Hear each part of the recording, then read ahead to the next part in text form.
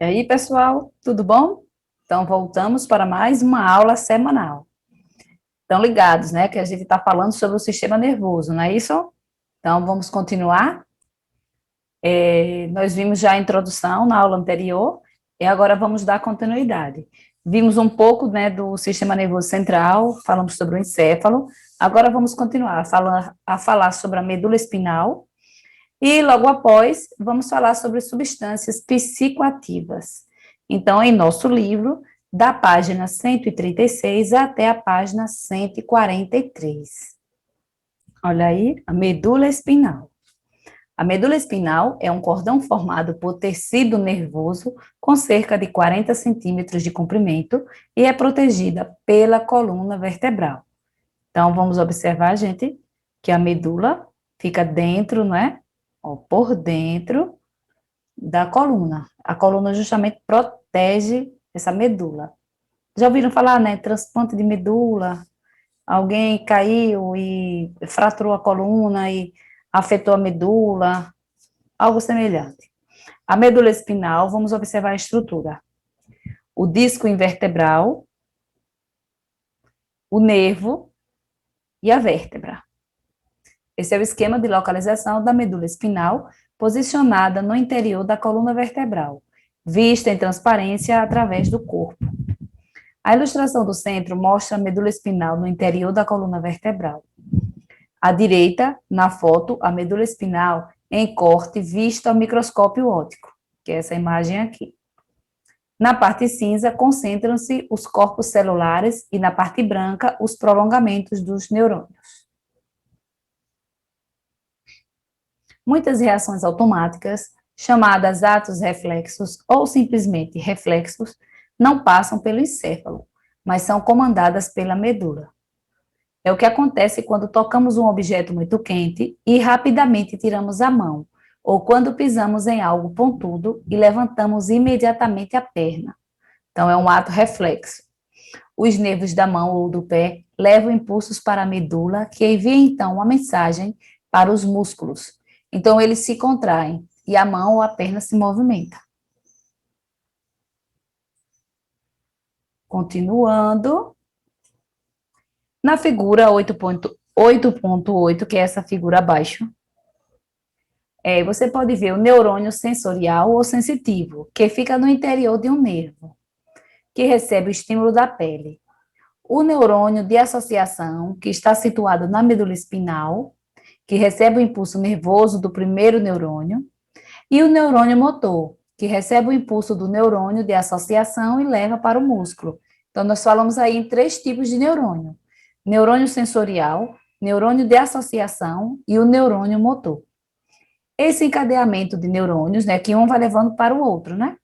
Esse encadeamento de neurônios é chamado de arco reflexo. O arco reflexo é a base dos atos reflexos, isto é, das respostas automáticas e involuntárias que temos quando reagimos a certos estímulos. Alguns impulsos se dirigem ao cérebro, onde sentimos a dor do contato com o espinho. Mas quando a mensagem da dor está sendo registrada no cérebro, o braço já se moveu, porque o caminho de ida e volta dos impulsos pela medula é mais rápido que o percurso até o cérebro e a tomada de consciência do que aconteceu.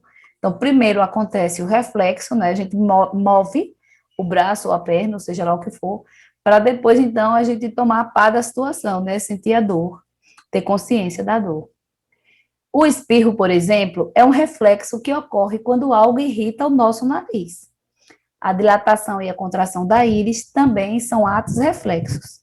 Ajustam a intensidade de luz que chega à retina, né? Não somos nós que controlamos assim, eu quero fazer isso, ele vai e controla, ele vai e faz. É um ato reflexo. Há reflexos que podem ser aprendidos. Vamos lá os exemplos.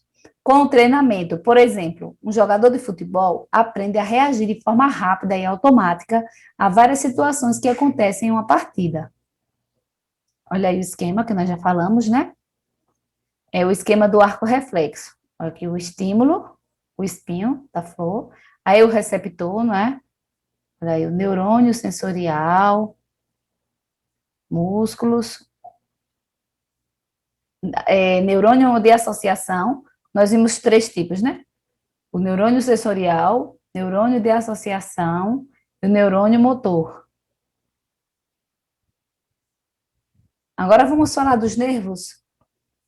Os nervos levam as mensagens de todas as partes do corpo para o sistema nervoso central e trazem de volta os comandos do encéfalo e da medula espinal para diversas partes do corpo.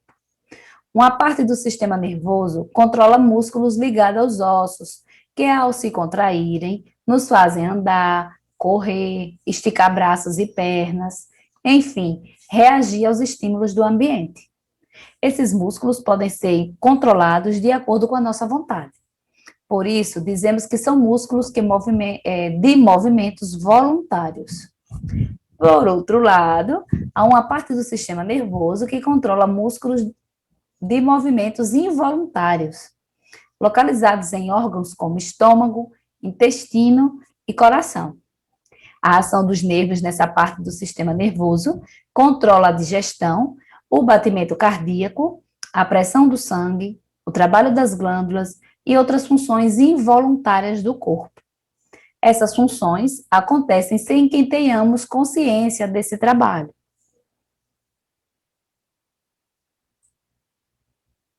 Agora vamos falar dos problemas e cuidados do sistema nervoso. Não é possível prevenir todas as alterações que atingem o sistema nervoso, pois não conhecemos as causas de várias delas. No entanto, é sabido que muitas alterações em outros sistemas do corpo afetam o sistema nervoso.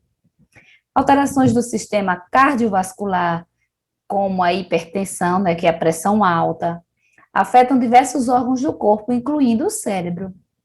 O rompimento de um vaso sanguíneo, por exemplo, chamado de acidente vascular cerebral, que é o AVC ou derrame, pode provocar a morte dos tecidos de uma parte do cérebro. O paciente pode falecer ou apresentar danos permanentes, como a perda da visão. E não é só a perda da visão, não é, gente? Vocês devem conhecer alguém que teve o derrame ou AVC e, de repente, ficou com um lado do corpo paralisado, né? Não consegue mover, ou então a pessoa não consegue andar, né? Enfrenta uma série de dificuldades. A poliomielite, também chamada paralisia infantil, é provocada por um vírus que destrói os neurônios. Como, lembram lá que nós falamos na nossa atividade anterior? Como consequência, ocorre a paralisia e a atrofia, que é a degeneração e perda das funções dos músculos de movimentos voluntários, podendo levar à morte do paciente. Daí a importância da vacinação contra essa doença. Como você já deve ter percebido, ao longo do estudo dos sistemas do corpo humano, a manutenção e o funcionamento do nosso organismo depende da integração das funções de cada sistema. Na verdade, nós temos, um exemplo, sistema digestório, sistema respiratório, sistema cardiovascular, eles são interligados, então eles desempenham as funções, cada um desempenha a sua função, mas é um interligado ao outro, né? E esse conjunto, né, esse trabalho conjunto dos sistemas é que faz o nosso corpo funcionar perfeitamente. Há também os casos de paralisia provocados por traumatismos na medula espinal. Quando as lesões ocorrem na parte torácica e no início da parte lombar da coluna, podem causar paralisia nos membros inferiores. Isso é paraplegia. Também é comum a gente ver falando, né, de pessoas que ficaram paraplégicas por conta de alguma pancada na coluna, né, algum acidente. As lesões na parte cervical da coluna podem causar a paralisia dos membros superiores e inferiores, e a pessoa torna-se tetraplégica. Aqui é a vista lateral, né, da nossa coluna. Vértebras cervicais, vértebras torácicas, vértebras lombares, sacro e cóccix. Lesões na coluna podem provocar paralisia. As regiões afetadas, indicadas pela cor azul, vão depender da parte da medula espinal atingida. Então, depender da localização, né, em que a coluna seja atingida, pode acontecer. Olha aqui, tetraplegia e paraplegia. da região onde vai ser afetada por alguma lesão. A saúde do sistema nervoso. Cuidados gerais com a saúde são fundamentais para prevenir problemas no sistema nervoso. É importante, por exemplo, evitar o sedentarismo. O que é isso mesmo, gente, sedentarismo? É você não fazer nenhuma atividade física, não é? Você ficar sempre parado, é sentado, é deitado, mas sem fazer atividade física. O excesso de peso, o fumo, o consumo de bebidas alcoólicas e de gordura, e dormir o número de horas necessárias para ter o descanso adequado. Outro ponto importante é tentar lidar com os problemas e as situações de tensão de forma equilibrada.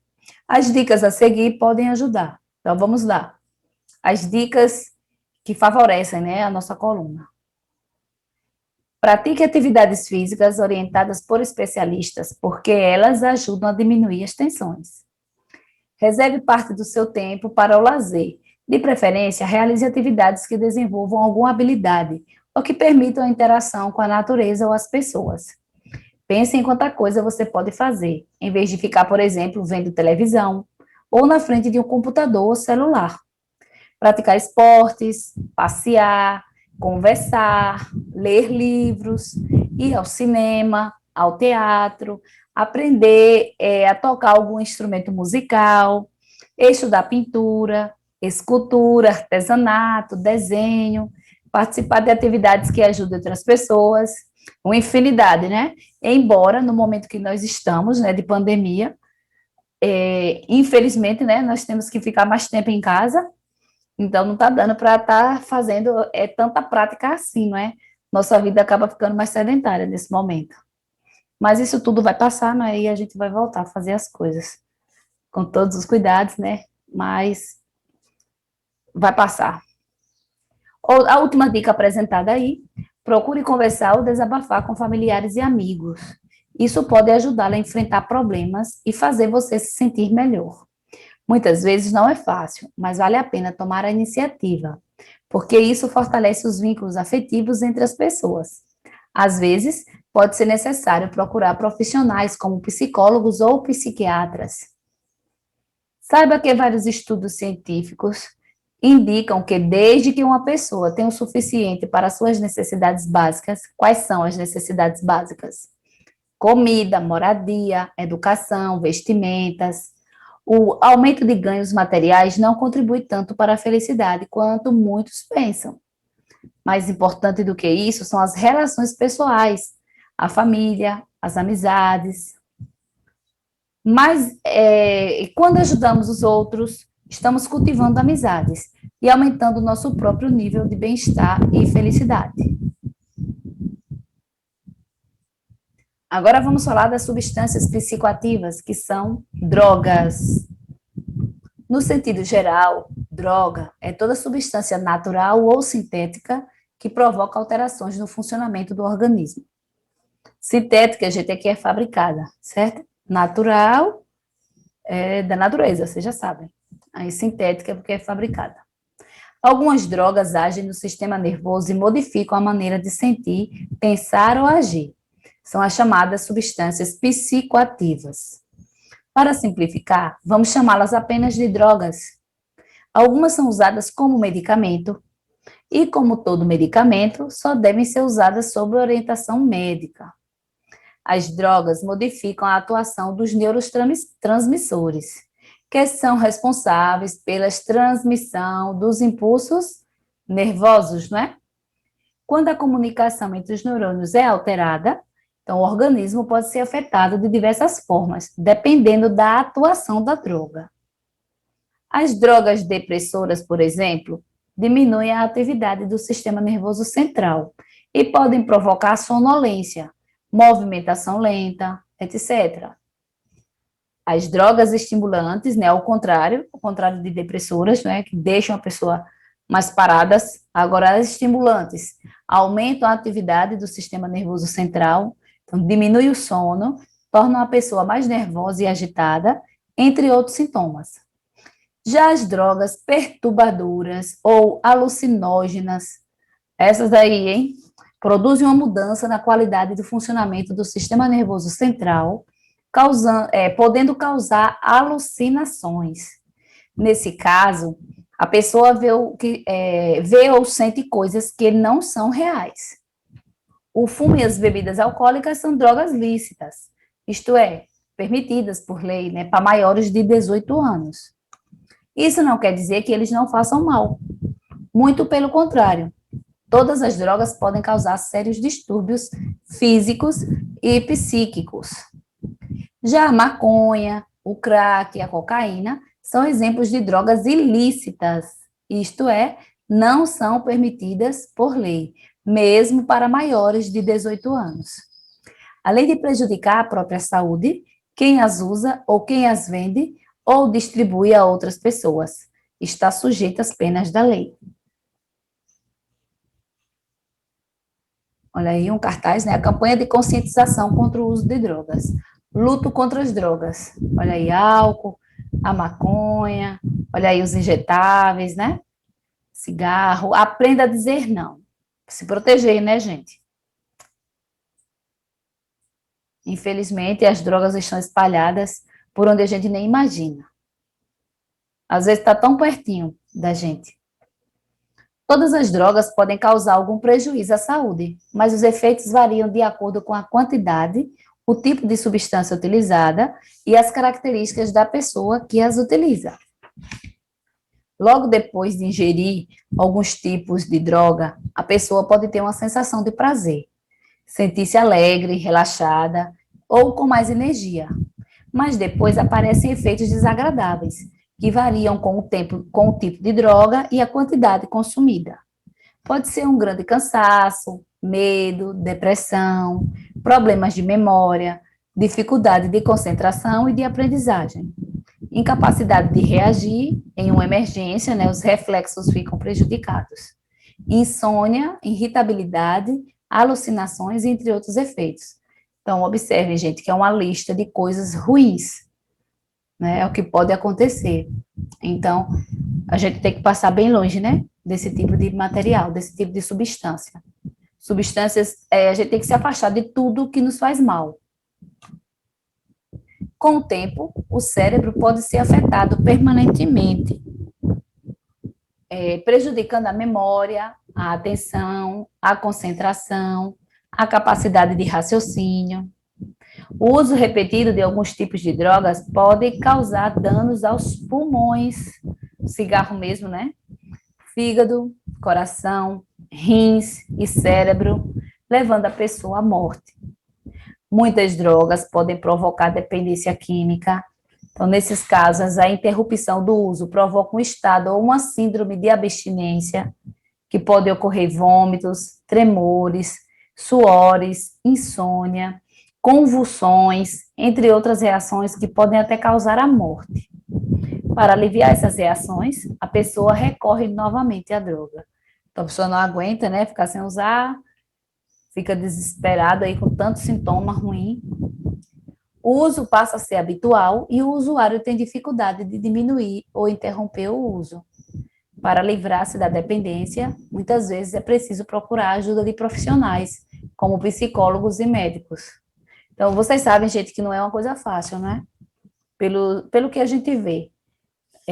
Até em nossa própria comunidade, é comum a gente ver uma pessoa que se tornou usuário de droga, aí fica viciado, aí tenta se sair, tenta parar de usar e não consegue, fica totalmente dependente.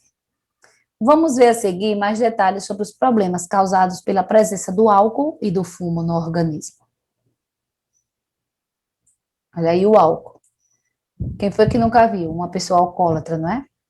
Ou às vezes não é alcoólatra, mas gosta de beber, né? Não vive bêbado, mas de vez em quando bebe para ficar bêbado mesmo. O álcool inicialmente alivia a tensão e dá uma sensação de relaxamento. As pessoas gostam, né, de beber, gostam da bebida alcoólica. À medida que aumenta a concentração dele no sangue, os centros nervosos que controlam o raciocínio, os reflexos, a coordenação motora e a memória passam a funcionar de forma lenta. A pessoa perde a firmeza para andar e pensar, e fala com dificuldade. Pode ficar agressiva e apresentar comportamento social inconveniente.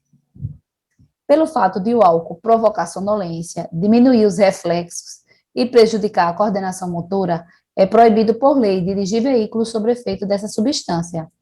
Além dos motoristas, os pedestres e condutores de veículos não automotores, né, como bicicleta ou skate, também comprometem a segurança do trânsito se tiverem sob efeito do álcool, podendo causar acidentes. Pela imagem, né, gente? Olha aí que tragédia, que coisa horrível. Um automóvel envolvido em acidente causado por motorista que estaria embriagado. Então, é uma tristeza muito grande, né? Alguém bêbado e ainda dirigir um carro ou uma moto. Aí causa acidentes, mata as pessoas, né? Os inocentes. Então, é bem difícil. O consumo habitual e excessivo de álcool pode provocar danos ao cérebro, que é a morte de neurônios, ao fígado e outros órgãos. Doses altas podem provocar morte por parada respiratória. Algumas pessoas podem ficar dependentes do álcool. Quando isso ocorre, a pessoa bebe compulsivamente. E se não beber, fica irritada e pode apresentar síndrome de abstinência. O consumo de álcool em excesso gera necessidade de tratamento médico, pois a pessoa corre risco de morte. É o que a gente fala, os papudinhos, né? Bebem demais, até a fisionomia da pessoa fica estranha. E eles não conseguem parar de beber. E é de dar dó, não é? De ver as pessoas que mudaram de vida terrivelmente, infelizmente, né? Por conta do vício do álcool. Agora vamos falar sobre o fumo. Comparados com os não fumantes, os fumantes têm cerca de 20 a 30 vezes mais risco de desenvolver câncer de pulmão, entre outras doenças. As substâncias tóxicas contidas no cigarro afetam muitos órgãos além dos pulmões, já que passam para o sangue e chegam aos vários sistemas do corpo humano. Cigarro destrói células do sistema respiratório, presentes no nariz, na traqueia, nos brônquios e bronquíolos, encarregados de filtrar e eliminar impurezas do ar. O fumante costuma produzir muito muco, que é uma secreção viscosa, o que dificulta a passagem de ar e provoca tosse. Os brônquios podem inflamar, né, pode causar bronquite, e os alvéolos pulmonares podem ser destruídos, causando uma doença conhecida como enfisema. Já ouviram falar, né, de enfisema pulmonar. Com isso, cada vez menos oxigênio é absorvido pelos pulmões e a pessoa tem falta de ar, respirando com dificuldade.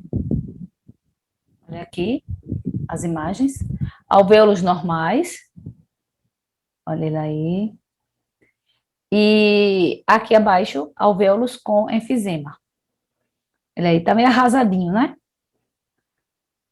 A nicotina, que é a principal substância psicoativa do cigarro, provoca relaxamento muscular e o aumento dos batimentos cardíacos e da pressão arterial. Ela eleva também o risco de se formarem placas de gorduras que entopem as artérias, né? A aterosclerose. Por isso, entre os fumantes, o índice de problemas cardíacos é maior que entre os não fumantes. A nicotina causa dependência e sua falta pode provocar sintomas desagradáveis, como dor de cabeça, irritação e insônia, e um forte desejo de fumar. Por isso, pode ser difícil deixar de fumar. Vocês também já devem ter ouvido falar de muita gente, né, que fuma há anos, que tenta parar de fumar e não consegue. Então, a pessoa fica viciada, né, fica dependente e tem muita dificuldade. Há medicamentos que ajudam a parar de fumar, porém, eles devem ser usados apenas com orientação médica. Em resumo, apesar de inicialmente a pessoa se sentir bem, o consumo de drogas é uma agressão a todo o organismo. Além dos danos físicos à saúde, as drogas prejudicam o desenvolvimento da personalidade e a aprendizagem, o desempenho profissional, o relacionamento com outras pessoas e a capacidade de enfrentar os problemas do cotidiano. Por tudo isso, nossa recomendação é: diga não às drogas e não aceite nenhuma oferta para consumi-las. Se vocês souberem que aquela tal tem um lugar ali que existe consumo de droga, né, onde as pessoas vão para lá para consumir droga, gente, passe longe disso aí. Se alguém oferecer para vocês, não aceite de forma alguma. Vocês vão estar tirando problemas da vida de vocês. Então, não atraiam os problemas, não aceite convite, se oferecerem, não aceite, certo? Que é para vocês viverem melhor. Seus pais vão viver melhor, suas famílias, vai dar tudo certo. Então, gente, agora nós vamos fazer a nossa atividade, é da questão 4 a 6, né? Continuando, nós já respondemos até a terceira, agora vamos continuar da página 144, da questão 4 a 6. O estudante respondeu a questão anterior, lembram lá da questão, olha aqui, do problema causado pela lesão do cerebelo, do movimento do corpo, né? Então, o estudante que respondeu a questão anterior, dizendo que ela não seria capaz de respirar, lembrou-se logo depois de que isso de fato ocorreria se a lesão fosse em outra parte do encéfalo. Que parte é essa? Então, qual é a parte do encéfalo que está ligada à respiração? Vocês saberiam falar? Vamos lá? É o bulbo. Então, podem responder aí, que é o bulbo. Questão 5. Veja a figura, né? Essa figura ao lado é o curare, pode ser extraído da planta, e tem o nome científico da planta, popularmente conhecida como butua, uva do mato, ou parreira brava. São 3 nomes dessa planta. O curare, veneno que alguns indígenas usam nas flechas, impede a passagem do impulso nervoso para os músculos, porque uma pessoa envenenada por curare acaba morrendo por asfixia. Então, olha aí, ele impede a passagem do impulso nervoso para os músculos. E aí a pessoa morre sem ar. Por quê, gente? Porque o curare acaba fazendo isso? Vamos lá, responder. A pessoa morre de asfixia quando o diafragma e os músculos intercostais, que fazem o ar entrar e sair dos pulmões, ficam paralisados. Então, o nosso corpo é cheio de músculos, né? Nesse caso aí, os músculos do diafragma, né, e os músculos intercostais, eles ficam paralisados, então não consegue fazer a movimentação necessária, não consegue fazer o ar entrar e sair dos pulmões. Então, por isso que a pessoa acaba morrendo, envenenada. A questão 6, embora atinja diretamente o sistema respiratório, a nicotina e outras substâncias presentes no cigarro também interferem em outros sistemas do corpo humano, como o sistema cardiovascular. Como essas substâncias chegam até outros sistemas? E aí? Vamos lá. As substâncias contidas no cigarro, como a nicotina, chegam ao sangue por meio dos pulmões, né? No cigarro, a pessoa vai respirando, né? Vai sugando, e essa fumaça, tudo que é produzido pelo cigarro vai entrando no corpo da pessoa, né? Do sangue, essas substâncias são distribuídas por todo o organismo. Então, se chegou nos pulmões, os pulmões espalham no sangue, né? O sangue passa pelos pulmões, e o nosso corpo, o sangue não para, o sangue circula por todo o nosso corpo, então vai sendo espalhado, né? Essa substância. Então, eles são distribuídas por todo o organismo, como o sistema cardiovascular e o nervoso. Então, acabam se espalhando. Não tem como ficar só no lugarzinho. Então, gente, agora nós chegamos ao final, né, da nossa segunda aula semanal. Tenham uma excelente semana e fiquem com Deus. Bons estudos.